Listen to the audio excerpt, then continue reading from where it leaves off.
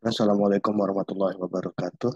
Perkenalkan saya Farhazizi dengan NIM 180344108. Pada kesempatan kali ini saya akan mempresentasikan tugas akhir instrumentasi kebencanaan saya yang mana berjudul instrumen pada gunung meletus. Yang pertama kita kenali dulu apa itu gunung meletus. Gunung meletus merupakan suatu peristiwa di mana keluarnya endapan magma dari dalam perut bumi yang didorong keluar oleh gas yang bertekanan tinggi sehingga letusan tersebut terjadi ketika batu cair, abu, dan uap mengalir melalui lubang di kerak bumi.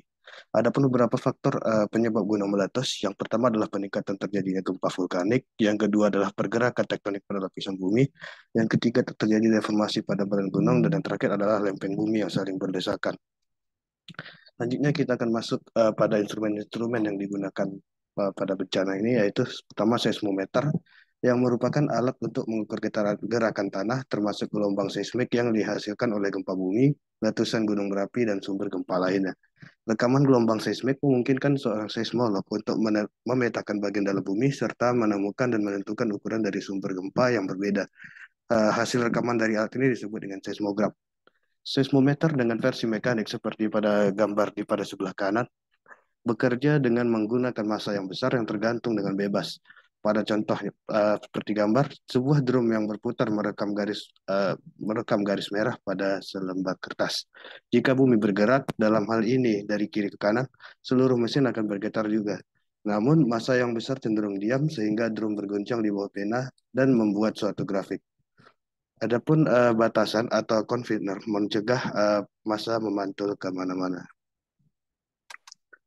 Alat kedua yaitu tiltmeter. Tiltmeter merupakan suatu alat mengukur deformasi gunung atau tanah yang berfungsi untuk mendeteksi pengembungan atau penghabisan tubuh pada gunung. Struktur yang dipandang perlu untuk dilakukan pengukuran dengan metode tiltmeter adalah struktur yang secara visual telah menunjukkan adanya perubahan posisi secara horizontal atau vertikal agar dapat diketahui intensitas gerakannya. Untuk kasus sebuah gunung Merapi, biasanya para ilmuwan akan memasang filmeter di banyak titik, mulai dari kaki gunung hingga pada dataran tertinggi yang diperkirakan sebagai jalur aliran lava. Selanjutnya adalah EDM atau Electronic Distance Measurement. Deformasi pada permukaan tubuh gunung api berkaitan dengan kegiatan vulkanik yang umumnya disebabkan oleh perubahan tekanan yang terjadi di dalam kantong magma dan migrasi magma. Salah satu metode pemantauan deformasi adalah dengan menggunakan metode episodik.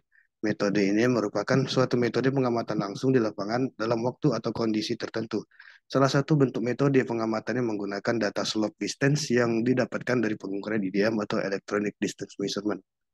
Selanjutnya ada prinsip Electronic Distance Measurement. EDM memancarkan seberkas cahaya inframerah yang dimodulasi pada laju yang terkendali.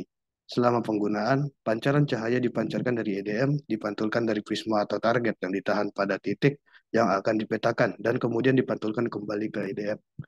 Selanjutnya, EDM mengukur jarak antara dua titik dengan menggunakan gelombang elektromagnetik. Jenis gelombang yang dihasilkan tergantung pada berbagai faktor seperti frekuensi, panjang gelombang, dan periode. Ini direpresentasikan dalam bentuk gelombang sinusoidal periodik.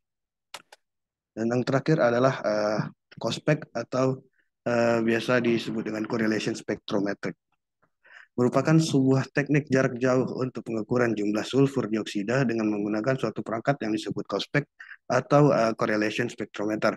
Dari jarak kira-kira 1 kilometer itu membuat lintasan vertikal melalui gumpalan vulkanik yang tertiup angin secara horizontal dengan membandingkan jumlah sinar ultraviolet matahari yang diserap oleh sulfur dioksida pada suatu udara yang jernih dan satu lagi pada gumpalan asap vulkanik. Maka dapat ditentukan jumlah sulfur dioksida dalam gumpalan tersebut. Baiklah, sekian presentasi yang dapat saya sampaikan. Mohon maaf bila ada kekurangan dalam penyampaian. Sekian dari saya. Assalamualaikum warahmatullahi wabarakatuh.